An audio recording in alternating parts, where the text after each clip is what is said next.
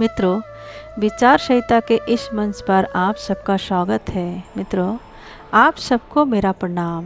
मित्रों, आज का विचार ये है कि असली मायने में ईश्वर का सच्चा भक्त कौन है अथवा कौन उस पथ पर चल सकता है। मित्रों, ईश्वर का सच्चा भक्त बनना उतना भी आसान कार्य नहीं है। पूजा पाठ तो सभी करते हैं और करना भी चाहिए, क्योंकि पूजा पाठ से मन को अति शांति मिलती है।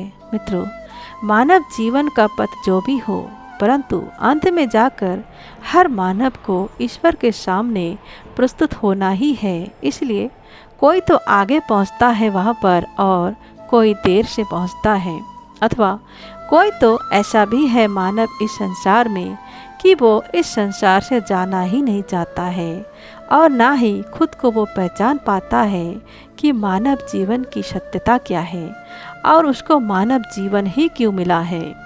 बस मोह में, अहंकार में, गुप्त अंधकार में वो जिए जा रहे हैं। भोग के बाद भोग बस किए जा रहे हैं। मित्रों, ये मानव की अति भूल और अज्ञानता है। जिस मानव जीवन को पाने के लिए, जिस सत्य को पाने के लिए उसे मानव जीवन मिला है, उस दुर्लभ जीवन में वो अपने मौज में जीता जा रहा है। मन की खुशी उसी में ढूंढता जा रहा है। ये उस मानव के लिए अति दुखद बात नहीं है तो क्या है। परंतु मित्रों, घुमा फिरा कर बात वही आता है कि जिसका खेत उसका मूली। कोई कोई मानव तो ईश्वर को मानता भी नहीं है। मुझे तो ये समझ में नहीं आता है कि ईश्वर अगर नहीं है तो वो जिंदा कैसे है। ऐसा मानव जिंदा तो दिखता है, परंतु लगता है वे खुद का ही लाश ढो रहा है अपने कंधों पर। मित्रों, सब रंग बिरंगे लोग हैं संसार में। कोई तो खुद को बड़ा ईश्वर भक्त कहता है, ईश्वर की बातें भी करता है, परंतु दुनिया से छिपाकर सारे गलत काम वही करता है। सिर्फ संसार से बचने के लिए ईश्वर के नाम का वो इस्तेमाल करता है। बहुत ही शर्म की बात है मित्रों कि कोई ऐसे कैसे कर सकता है, पर ये बातें सत्य है और आज के कलयुगी असर है। मित्रों, इस संसार में जन्म तो सभी लेते हैं, परंतु जीवन लेकर संस्कारों का जन्म लाखों में एक ही होता है। क्योंकि मित्रों, संसार में आपको गलत सलाह देने वाला, आपको भटकाने वाला बहुत होते हैं, अथवा सही राह देने वाला कम ही होता है। कुचक्र में जीने वाले अति भ्रष्ट लोग आपको कीचड़ में ही खींचने की कोशिश करता है, क्योंकि वे है उसी लायक। अथवा मित्रों, ईश्वर पूजा की जो अवस्थाएं हैं, वे होता है एक भाव की पूजा और एक भय की पूजा। भाव की पूजा में भक्त ईश्वर में लीन हो जाता है, या कभी कभी अपने भाव या फिर भावनाओं से अपने मन और प्राण को ईश्वर के चरणों में चढ़ा देता है। वे मानव खाते पीते, उठते बैठते बस एक ही बात को समझता है कि ईश्वर है तो ही सब कुछ है। उस मानव की जो भावनाओं का लहर है, वे ईश्वर से शुरू होता है और ईश्वर पे ही समाप्त होता है।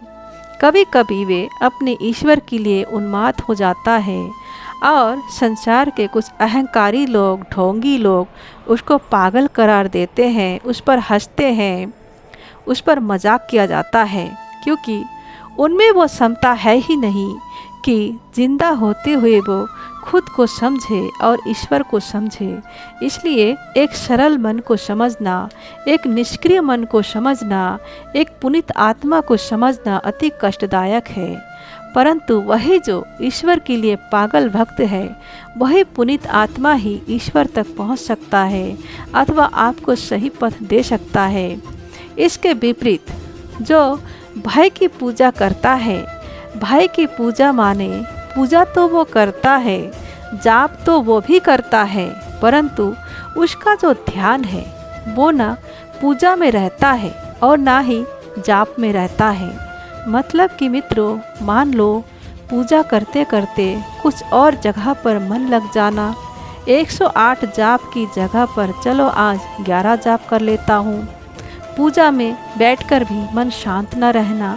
ऐसे में उस मानव की पूजा पाठ करना, घंटी बजाना ध्यान करना सब व्यर्थ है। मित्रों, जीवन में ध्यान मनन इसलिए किया जाता है कि मन शांत हो, उसी शांति की छत्र छाया में उसकी आत्मा जागृत हो। अगर ऐसा नहीं है तो वो मानव भाव की नहीं, भय की पूजा करता है, मजबूरी की पूजा करता है। अगर उसके पास पैसा आता है, वो खुश है, तो उसके लिए ईश्वर है। और अगर वो दुखी है, परेशान है, तो ईश्वर कहीं भी नहीं है। माने कि ईश्वर को खुश करना या उसको पाना उसका कोई मतलब नहीं है, और ईश्वर उसको खुश रखे यही उसकी चाहत, और अपने मन का मैल वो धो नहीं सकता, इसलिए सारी गलती ईश्वर की मानता है। मित्रों, जैसे मानव को प्यास लगती है ना, ठीक वैसा ही हर मानव के भीतर ईश्वर को प्रेम करने के लिए वो प्यास, वो लगन जागना चाहिए। क्योंकि मित्रों, जब तक कि मानव मन में ईश्वर को पाने का पिपासा नहीं जागेगा, तब तक उसका पूजा पाठ, घंटी बजाना सब व्यर्थ है। अथवा मित्रों, निस्वार्थ भाव की पूजा ही ईश्वर को पाने का निश्चल साधना है, उच्च कोटि की भक्ति है। प्रणाम मित्रों।